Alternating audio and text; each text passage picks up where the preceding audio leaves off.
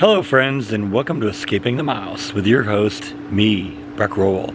Alright, I got a little project to work on today. You may recall, year and a half ago, I made a decision that I wanted to do a little illumination in the front yard.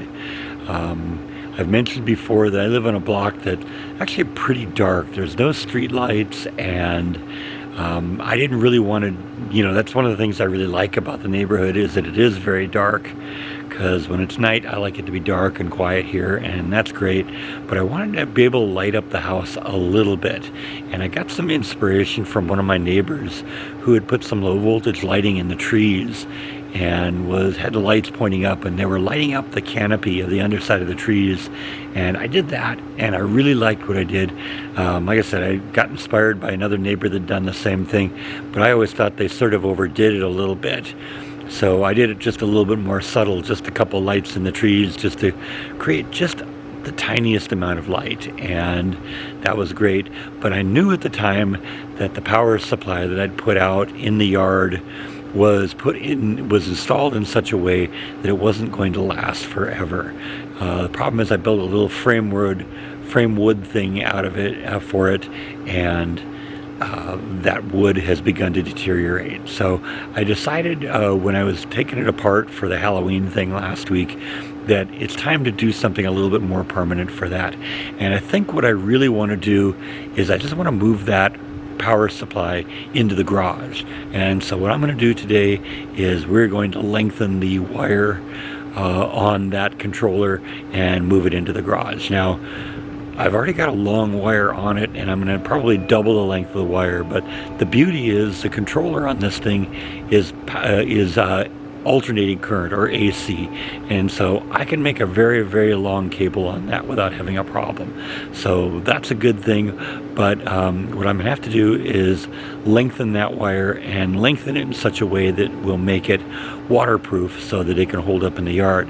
I'm basically going to use the same technique that I use to reconnect that robot to the wire and make that connection waterproof. Basically, I'm going to solder the new wire to the old wire. We're going to wrap it in, we're going to shrink wrap it, we're going to wrap it in some of that PVC cement that I use, and that's how we're going to connect it. So I need to go to Home Depot, I need to buy some PVC cement, and I also need to buy a length of that wire. So let's get going on this. So yeah, this is that controller I was talking about, and it's just been sitting on the yard. Basically, I attached it to this piece of 2x6 in the back, and I had a piece of plywood kind of on the base that kind of stuck this way, and it sat upright. Well, as you can see, one of the problems with plywood is when it gets wet and is in a wet environment like this, the layers of the plywood basically disintegrate, and that's what's happened over the last year and a half. So like I said, I want to take this and I want to move it all the way over there and move it into the garage. So I gotta get a chunk of that wire, and that's what our project is for today. Alright, I'm back from Home Depot. I have basically moved everything onto the porch right now, just so I get it all on a TV tray, and we're going to do the work here. Basically, I got a 75 foot of 12 gauge 2-core wire that I'm going to use to extend the length. That was just about perfect, because I figured I was going to need about 55 feet to get to where I want to go. And so 75 will give me a little bit of slack. I've also picked up a little can of PVC cement. Now, I've used this to waterproof low voltage electrical systems before. It works really well and it lasts forever. And it turns out I'm going to need some of this for tomorrow's project too. So what I'm going to do now is I'm going to disconnect the wire from this controller. We're going to move this controller into the garage. We're going to lengthen the wire that's right now going to the controller, and we're going to string it around to the garage and reconnect it up in there. So let's get going. First thing I got to do is disconnect the wire off the back of this. And that's pretty easy. We're just going to do that with a pair of wire cutters. Problem solved.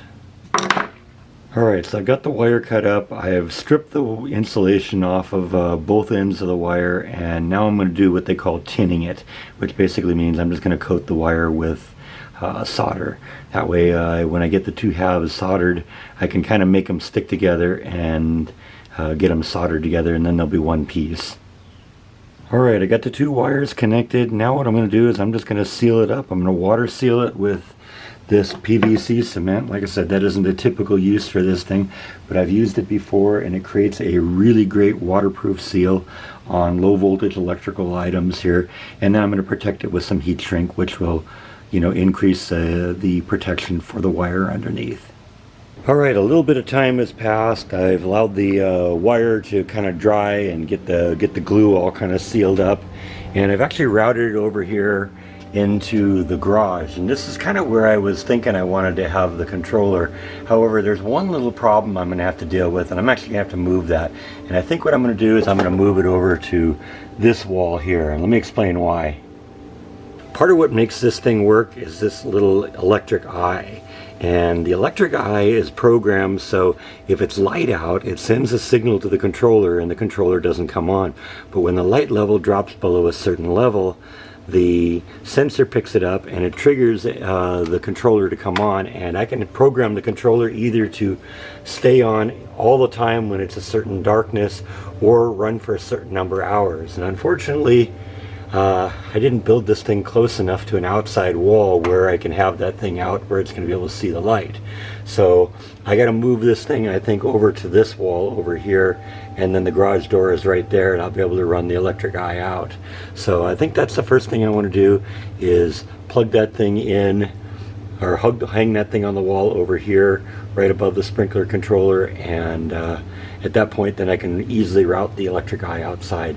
And then what I got to do is I got to bury the wire just to hide it so it doesn't get hit by the lawnmower or any of that fun stuff. So the power supply has now been repositioned. It's over here right next to the door, and then I just had to run this funny little wire up here through the insulation, and there's a little electric eye right now that's going to detect when it's daylight or night. So I got one more thing I got to deal with, and that is that the power cord on this thing is not very long, and the nearest power outlet is over there. So I got to go over to Home Depot and get about a 6 or an 8 foot long extension cord so that I can power that thing up. But once that's done, we're good to go here, all set and ready to light up the trees again. Alright, it's after dark. The lights came on normally, and I think this project worked. So yeah, this is like I said, this is a really kind of this subtle thing that I wanted around here, just to provide a little bit of light in the yard, but not really be overwhelming. Like I said before, one of the things I love about this neighborhood is that it's quiet and it's dark at night. And while the people who inspired this overlit their house, I think, and it kind of ruins the ambiance of the whole neighborhood, I didn't want to do that. I just wanted just something subtle to provide just the tiniest amount of light so that you can actually see around in here. And like I said, this worked out well. I knew it worked well before, and the only concern I really had was what kind of a reduction in light was there going to be, because I lengthened the cable, because the longer you make the cable, the less voltage is getting to the lights. But as far as I can tell, I don't see any difference at all. So we're going to wrap this project up today. Thank you as always for watching, and I'll see you next time on Escaping the Mouse. Good night.